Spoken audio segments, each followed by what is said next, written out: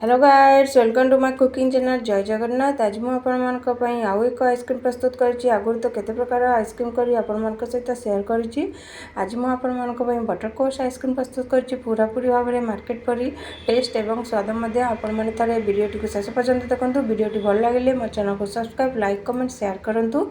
चलते आम रेसिपीटी को आरंभ करवा। सर्वप्रथम आम क्रंचनेस टिकी प्रस्तुत करवा। से मुझे पेन नहीं जाइए। पेन रे मुझे हाफ कप चीनी पकई भल भाव में कैरामेल कर गैस टी को यही समय आम सिम रे रखा। चीनी टी को पकई आम बिल्कुल खड़िका यूज करवा नहीं। जितेबाला चीनी टी मेल्ट हो आसो से आम खड़िका यूज कर भल भाव में मिक्स करना। ये क्रंचनेस टी शाइनिंग आसवाई ये मुझे गोटे चामच बड़ चामच बटर पकई। बटर पकड़ा फल आमर ये क्रंचनेस टी शाइनिंग आसी थाए। से समय आप गोटे बड़ चामच बटर पकईबे। बटर पकई मेल्ट करेंगे। जितेबाला भल भाव में मेल्ट हो आसो आम काटी रखिथिबा काजू एवं आलमंड्स को ऐड करना। ऐड कर भल भाव में मिक्स करना। किंतु यही समय आम गैस टी को पूरा सिम रे रखा हाई रे रखा ना आमर चीनी टी पोड़ीज। बर्तमान आम ए काजू एवं आलमंड्स काटिकी रखी ड्राई फ्रुट्स आम पकई भल भाव में मिक्स करना। भल भाव में मिक्स कर सारापर आम गैस टी को बंद करना। इमिडिएटली आम एक स्टील थाली नहीं जावा। थाली रे मु आगुरु घी लगे भल भाव में ग्रीस कर नहीं। जदि आम घी न लगेबा ताले आमर ये क्रंचनेस टी भल भाव में बाहरी न थाए। से आम आगुरु आम थाली रे भल भाव में घी लगे भल भाव में ग्रीस करनवा। देखिपे मु आगुरु भल भाव में ग्रीस करी भल भाव में सेट कर नहीं। बर्तमान आम यही थाली रे क्रंचनेस टी सांगे सांगे इमिडिएटली ऐड करनवा। नहले जदि पेन रे ठंडा हो ताले सेठी टाइट हो से आम सांगे सांगे थाली रे ऐड करनवा। ऐड करी ताकू चारिआडे पूरा स्प्रेड करनवा। स्प्रेड करी ताकू ठंडा होगापाई छाड़नवा। बर्तमान आम कौन करवा एक छोट बाउलटी नहीं जावा। बाउल रे मुझे कस्टर्ड पाउडर नहीं आपण पसंद अनुसार जेकोसी ब्रांडर कस्टर्ड पाउडर नहीं पारे। मुझे बटरस्कॉच कस्टर्ड पाउडर नहीं 2 चामच पकई भल भाव में से क्षीर पकई भल भाव में मिक्स कर साइड रे रखी नहीं। बर्तमान आम एक कड़े नहीं जावा। कड़े ये 2 कप क्षीर पकई नहीं। क्षीर पकई भल भाव में गरम करने छाड़नवा। बर्तमान आम से मीठा पाई आम ये हाफ कप चीनी पकई। आपन जदि अधिक मीठा खाइबा चाहते ताले अधिक मीठा दे पारिबे। चीनी टी पकई भल भाव में मिक्स करने। जितेबाला क्षीर टी भल भाव में फुटी आसो गैस टी को कमे दे आम जो कस्टर्ड पाउडर मिक्सचर बनी से मिक्सचर को ऐड करना। भल भाव में ऐड करी आम भल भाव में मिक्स करना।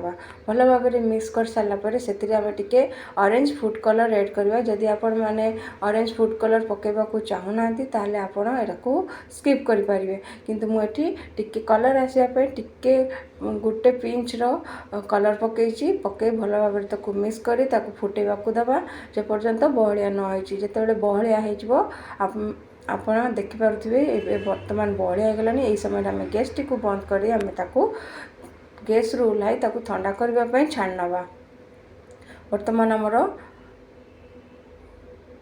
कस्टर्ड प्रस्तुत होगा। बर्तमान आम नॉनस्टॉप चले नवा। बर्तमान आमर बहुत गरम अच्छी नॉनस्टॉप चले दे ठंडा होगापाई छाड़नवा। बर्तमान आम देखिपे आपण मैंने एपटे आमर क्रंचनेस टी भी भल भाव में ठंडा होती भल भाव में सेट हो बाहरी जाइए आम गुंड करनवा। यहपरी एक प्लास्टिक जरी भितर पूरे आम बेलना बाड़ी द्वारा क्रंचनेस टी गुंड करनवा। बर्तमान आम देखिपे आपण मैंने बर्तमान आम एक बाउल को ट्रांसफर करनवा। ये क्रंचनेस टी आम ये आइसक्रीम रे यूज करवा। बर्तमान आम ये क्रंचनेस टी को साइड रे रखिनवा। बर्तमान मुझे आइसक्रीम पे गोटे अमूल पैकेट फ्रेश क्रीम नहीं। बर्तमान आम आमर जो कस्टर्ड प्रस्तुत करते ठंडा हो गलानी। बर्तमान आम एक ग्राइंडर जार नहीं जावा। ग्राइंडर जार रे ये कस्टर्ड पाउडर को से ऐड करनवा। भल भाव में आम ऐड करनवा। ऐड कर सारापर से आम जो फ्रेश अमूल क्रीम यूज करथिले सही क्रीम को आम ऐड करनवा। मु आगुरु क्रीम टी को फ्रीजर रे रखी नहीं थी। बर्तमान आम ये पूरा गोटे packet Amul fresh cream add करनवा। ऐड करी से भल भाव में मिक्स करवा। बर्तमान यही आइसक्रीमटी टिके भल भाव टेस्ट आसवाई से मु किछि वेनिला एसेंस पकईची। जदि आपण मान पाखे अच्छी बटरस्कॉच एसेंस ताले आपण माने मध्य पकई पारिबे। मु एठी वेनिला एसेंस पकईची। बर्तमान ये आइसक्रीम आउ टिके टेस्ट आसवाई मु जो क्षीर जो सर गुड़िक बाहर कर रखी फ्रेश क्रीम टी को आपण एथिरे यूज करेंगे। फ्रेश सरटी को यूज करी ताको भल भाव ग्राइंडिंग करने देखिपे केते सुंदर भाव में सबूक मिसी जाइए।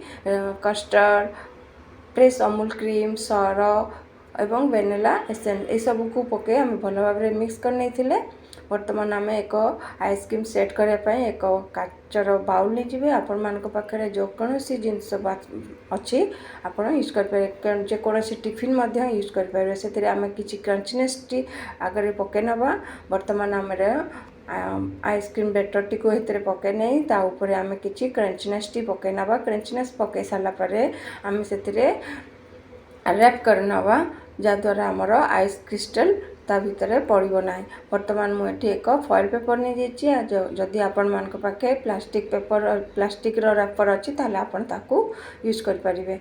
बर्तमान मुझे 10 ରୁ 12 घंटा पर्यंत फ्रिज रे रखी नहीं। बर्तमान 10 ରୁ 12 घंटा हो जाइए।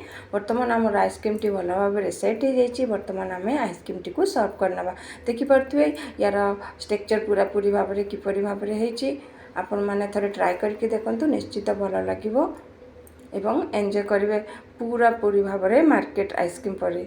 आपण मैंने थोड़े ट्राए करके देखु निश्चित भल लगे। बर्तमान आम ये आइसक्रीम टी को ऊपर टिके क्रंचनेस पके भल भाव में डेकोरेट करना। बर्तमान आमर प्रस्तुत हो गला बटरस्कॉच आइसक्रीम। Bye bye.